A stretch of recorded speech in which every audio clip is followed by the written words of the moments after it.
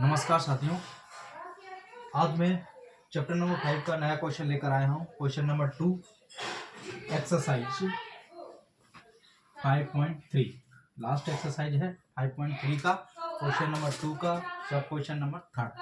Okay, तो question आपके सामने है। क्वेश्चन में हमको क्या ज्ञात करना है? एक एपी है, इन सभी एपी का सम ज्ञात करना है। क्लियर? तो एक सम वाले फॉर्मूले के आधार पर हम एपी का सम निकालेंगे, मतलब योग निकालेंगे, योगफल निकालेंगे। वो कैसे निकालते हैं? सबसे पहले क्या करते हैं हम? हल में गिवन क्या है? सबसे पहले एक चीज होती है गिवन। तो गिवन में हमारे पास ए दिया है, ए इक्वल टू -5। क्लियर? और ए एन बराबर -30 है। इधर लिख लेते हैं, ए एन हमारे पास -230 है। क्लियर? -230 ये ए एन कहलाएगा। क्यों? ये लास्ट टर्म है, अंतिम पद है। अंतिम पद को हम ए एन के रूप में लिखते हैं। क्लियर? और क्या चीज है? डी निकल जाएगा। डी इसमें से इसको माइनस करेंगे, मतलब डी इक्वल टू कैसे करेंगे? -8 माइनस और फिर -5। इस तरह से हमेशा निकालना होता है। मतलब मैंने बताया था कि नेक्स्ट टर्म में से प्रीवियस टर्म को माइनस करने पर डी प्राप्त होता है। ठीक है, तो ये नेक्स्ट टर्म था, इसमें से माइनस करेंगे तो क्या हो जाएगा? 8। ये माइनस माइनस प्लस हो जाएगा 5। और यहाँ पर क्या आएगा? एक प्लस में एक माइनस में एक प्लस में, तो ये माइनस होगा, मतलब नंबर माइनस होगा तो कितना आएगा? 3 आएगा। लेकिन बड़ा वाला नंबर नेगेटिव है तो आंसर नेगेटिव आएगा। ये डी की वैल्यू है। क्लियर? ओके, अब हमको क्या करना है? इसमें एस एन के फॉर्मूले में हमको किसकी जरूरत पड़ती है? एन की भी जरूरत पड़ती है।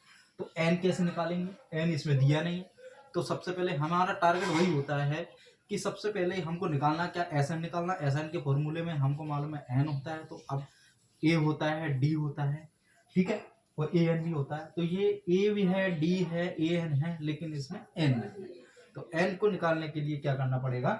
इस वाले फॉर्मूले का यूज करना पड़ेगा।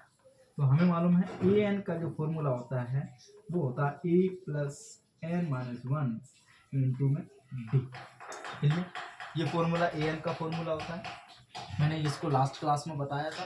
ठीक है, तो ए एन का फॉर्मूला ये हो गया। इसकी जगह पे -230 लिखेंगे क्योंकि ए एन की वैल्यू है हमारे पास। ए की वैल्यू -5 है, ये लिखा है, और प्लस एन माइनस 1 क्योंकि इसको निकालना है, और डी की वैल्यू हमारे पास -3 है।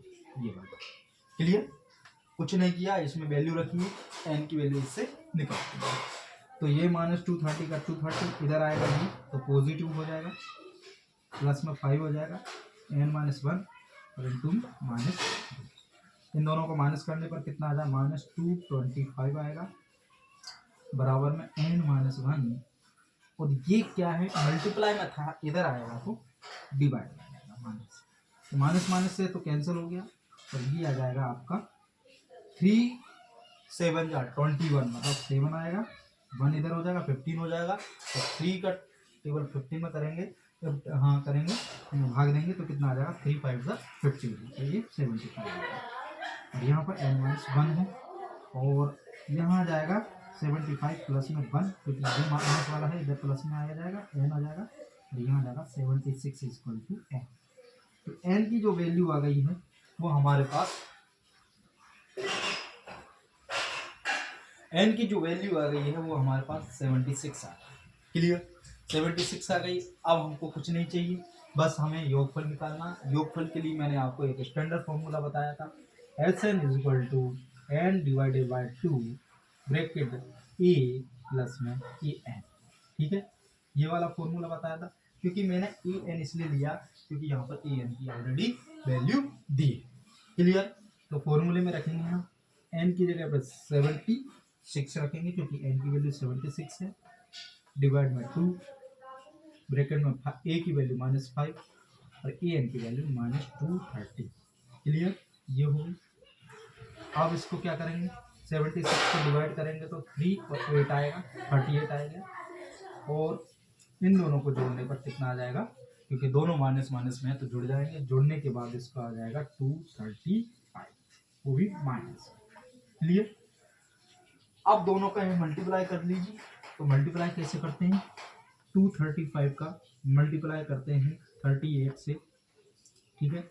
तो 8 5 ज़ा 40, क्लियर, 8 5 ज़ा 40, 4 कैरी, 8 3 ज़ा 24 प्लस 4 मतलब 28 हो गया, 28 का फिर 2 कैरी, क्लियर, 8 2 ज़ा 16 प्लस 2 मतलब 18, क्लियर।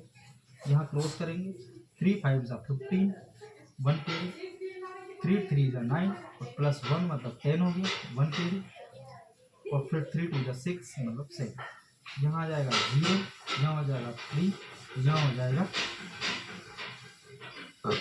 9 और यहाँ हो जाएगा 8। तो जो वैल्यू आएगी वो आएगी 8930, क्योंकि नेगेटिव है तो नेगेटिव है। ये फाइनली हमारे पास जो SN आया है वो आया है -8930, क्लियर। इस तरह से करना है, मतलब क्वेश्चन थोड़ा बढ़ गया है लेकिन बहुत ही आसान है। फॉर्मूले हमको होना चाहिए पता, और उस फॉर्मूले में किस किस की जरूरत है वो होना चाहिए, उसके आधार पर हम बड़े से बड़े सवाल को कर सकते हैं, ठीक है। धन्यवाद।